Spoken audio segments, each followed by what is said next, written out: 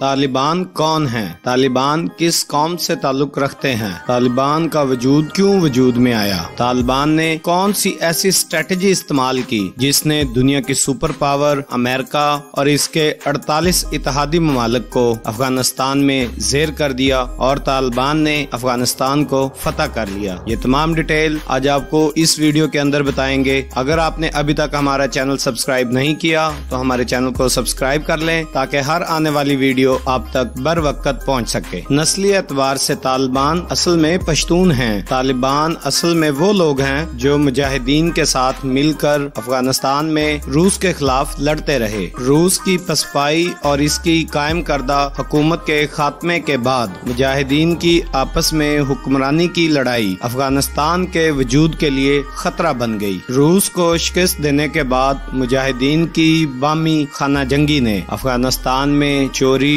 ڈکیتی، عورتوں کی عصمت دری، چادر اور چار دیواری کو پامال کرنا روٹین کا کام بن چکا تھا۔ ان سب وجوہات کی بنا اور مسلمان بھائیوں کا خون رائیگاں جاتے دیکھا تو ملا محمد عمر نے 1994 میں چند طلباء کا گروہ قائم کیا جسے آنے والے وقتوں میں تحریک اسلامی طالبان کا نام دیا گیا۔ ملا محمد عمر کی سربراہی میں افغانستان کے وقت کے ساتھ ساتھ مختلف حصوں کے اوپر کنٹرول حاصل کیا گیا، جس سے ملا محمد عمر کے زیر کنٹرول علاقوں میں چوری، ڈکیتی، عصمت دری جیسی تمام برائیاں ختم ہو گئیں اور انصاف کا حصول تیز اور بہتر ہو گیا۔ کچھ عرصہ بعد جب طالبان نے کابل کو بھی زیر کر لیا تو اپنی حکومت امارات اسلامی افغانستان کے نام سے قائم کر لی۔ طالبان کا دور حکومت 1995 سے 2001 تک تقریباً 6 سال پر محیط ہے۔ اس وقت ان کا زیادہ تر وقت اپنے حریف ایرانی حمایت یافتہ شمالی اتحاد کے ساتھ جنگ کرنے میں گزرا۔ افغانستان کو اگر کوئی چیز طالبان نے دی تھی تو وہ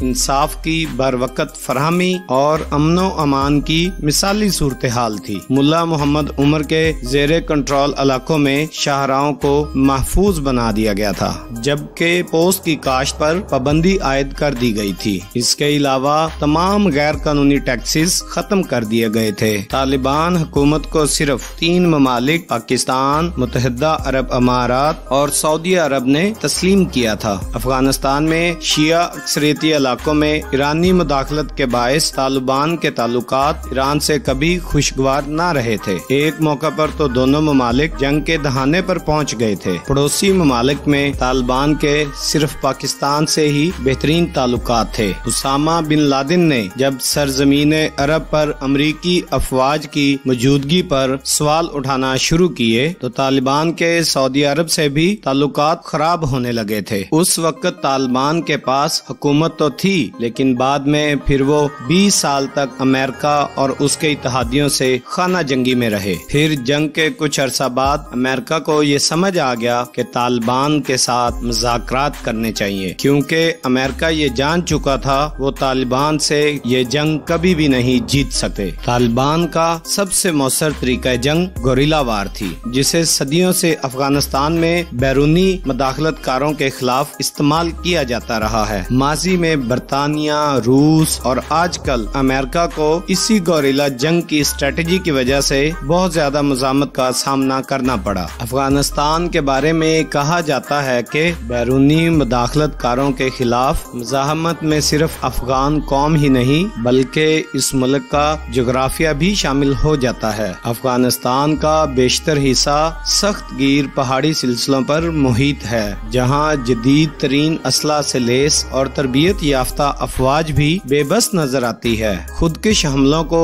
جنگ کے دوران طالبان کا سب سے مؤثر ہتھیار مانا جاتا ہے جن کو افغانستان میں موجود امریکہ اور اس کی اتحادی افواج کے خلاف بہت زیادہ استعمال کیا گیا۔ اس کے علاوہ سڑک پر اور اس کے کناروں پر نصب بارودی سرنگیں اور ریموٹ کنٹرول بم بھی طالبان کی جنگی حکمت عملی کا حصہ ہیں۔ طالبان گوریلا جنگجو ہونے کی وجہ سے چھوٹے ہتھیاروں پر زیادہ انحصار کرتے ہیں۔ ستمبر 2001 میں امریکہ نے دہشت گرد حملوں کے نتیجے میں افغانستان پر جنگ مسلط کر دی جس سے طالبان حکومت کا خاتمہ ہو گیا۔ اس حملے کے دوران 3000 امریکی اور غیر ملکی شہری مارے گئے اور کہا جاتا ہے کہ امریکہ نے یہ حملے حملے خود کروائے تھے تاکہ وہ اس کو بیس بنا کر افغانستان پر اور خصوصاً طالبان پر حملہ کر سکے۔ ورلڈ ٹریڈ سینٹر پر حملے کے بعد دنیا بھر میں تشویش کی لہر دوڑ پڑی اور پھر مسلمانوں کے خلاف نفرت کی ایک لہر نے جنم لے لیا۔ امریکہ کی جانب سے ان حملوں کا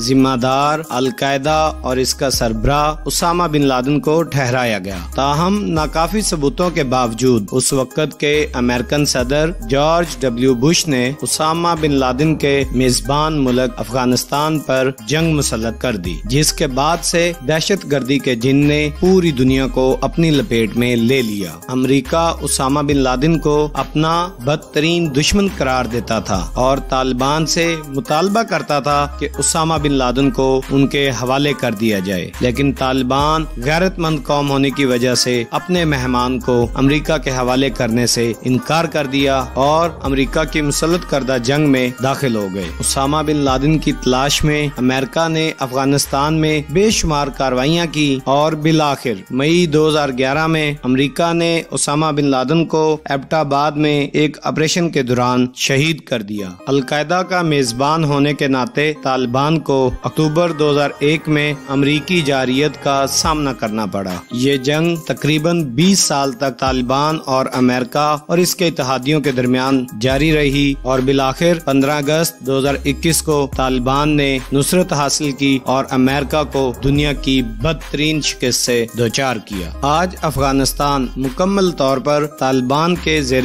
کنٹرول ہے۔ تو ناظرین، امید کرتے ہیں آپ کو یہ ویڈیو پسند آئی ہوگی۔ اگر آپ کو یہ ویڈیو پسند آئی ہے تو ہمارے چینل کو سبسکرائب کر دیں اور اس ویڈیو کو اپنے دوستوں کے ساتھ شیئر کیجیے۔ نیکسٹ ویڈیو تک ہمیں اجازت دیجیے۔ اللہ حافظ۔